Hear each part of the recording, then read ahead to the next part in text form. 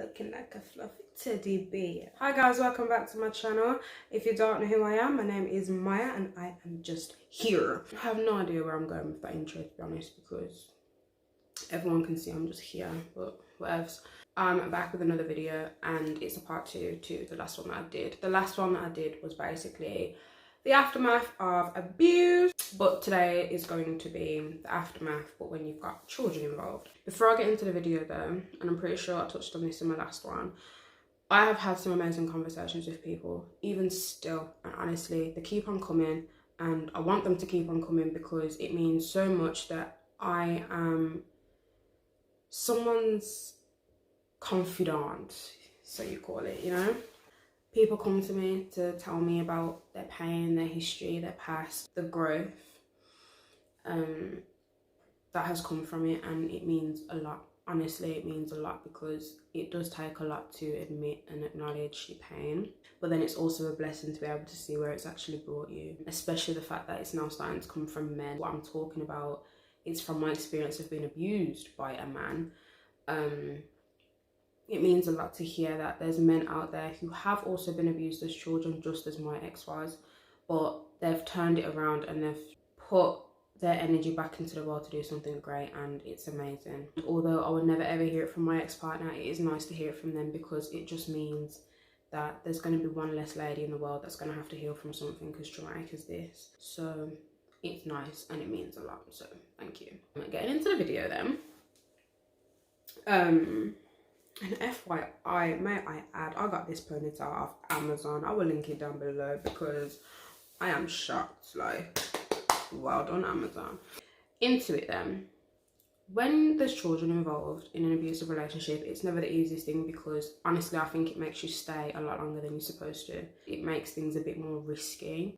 Obviously, I don't know who watches my videos, but I can say in the UK, when you are in a relationship, in an abusive relationship, the welfare of the kids will always be a question. Social workers and social services will always step in to try and see if the mum can protect her children. If she can't, then they will take it into their own hands, hopefully before anything traumatic actually ends up happening to the kids.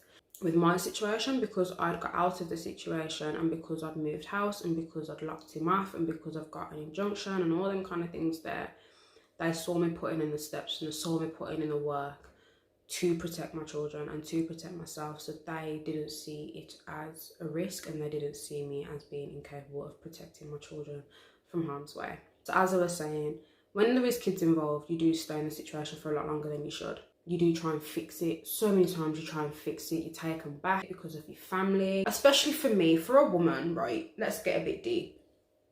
I have 3 children. My oldest son has a different dad to my 2 youngest. I'm 21.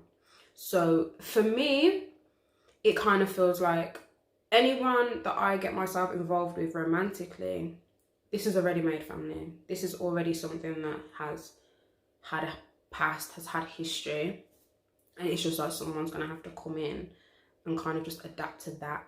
For me, it makes it a bit harder, per se. But one day, God will be like, here you go, and I'll be like, oh, thanks dad, you know. There's that part to it where it's just like you try and make it work as much as you can so you can avoid going through that, where you can just avoid having to bring another person in because of how that person's made you feel. You don't even feel worth it anyway. You don't even feel like you would be worth being loved or you would be worth being appreciated because of how that person's made you feel through the abuse. Then when it's done, it's like picking yourself back up and making sure your kids are good. And my children are healing.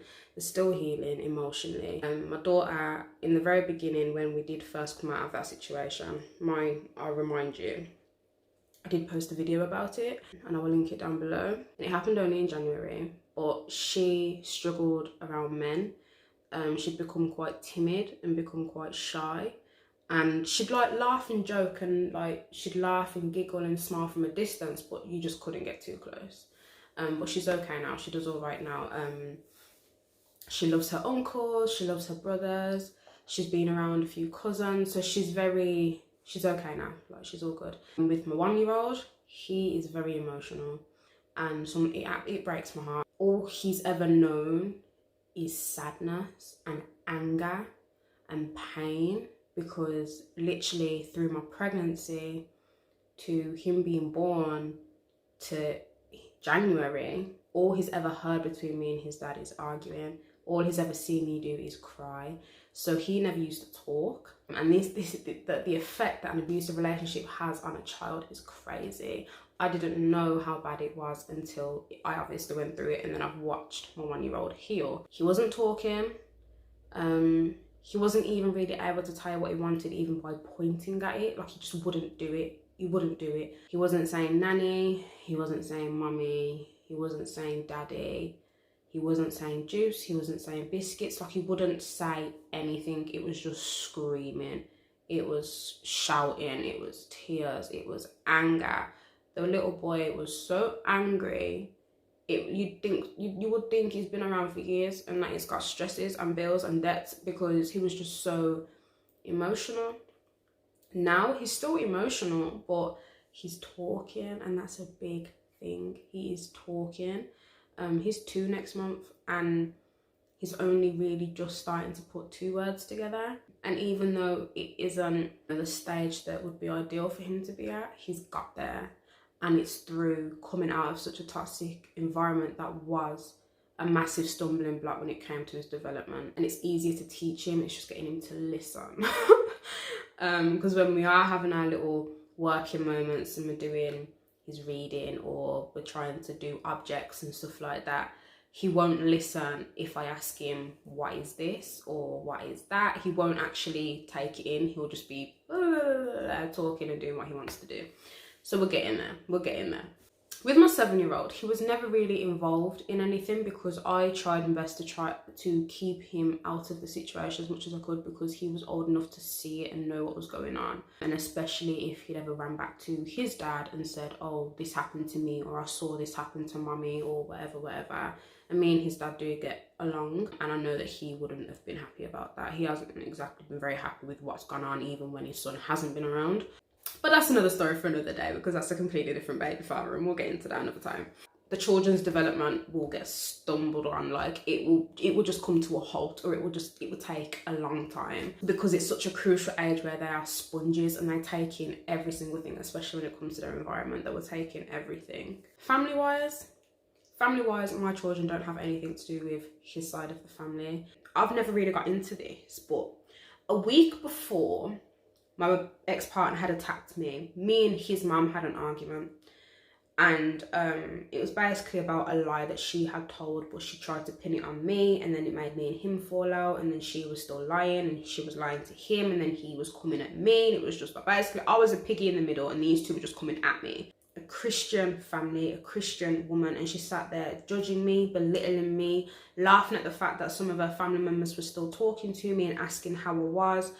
And I didn't like that. I knew that after that conversation, I was never going to talk to her again. I just thought, you know what, I'm going to keep myself to myself, my children, look after my children, have them as priority, and just do what I have to do. It became quite difficult. It did become quite difficult, because, you know, you want that support. You want the village to raise your children. You want that. But when people are incapable and when people don't know how to, it makes it very difficult. And that's why I've always just been grateful that I've got my family helping me day in, day out when it comes to my children. Even though he's not allowed contact with me, his family are. And even during this pandemic, and even before the pandemic even happened, even before lockdown, even before COVID-19, none of them were messaging to ask how the kids were. And it just made me feel like, you won't ask how they are, but then you'll blame me for them not knowing their family. It's not my job.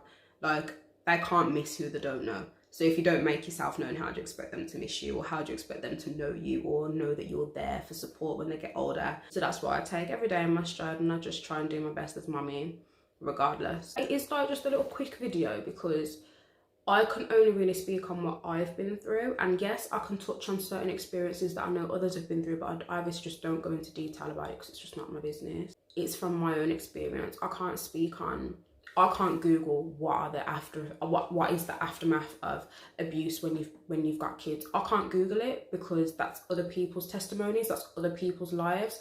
I can only talk on what I've been through.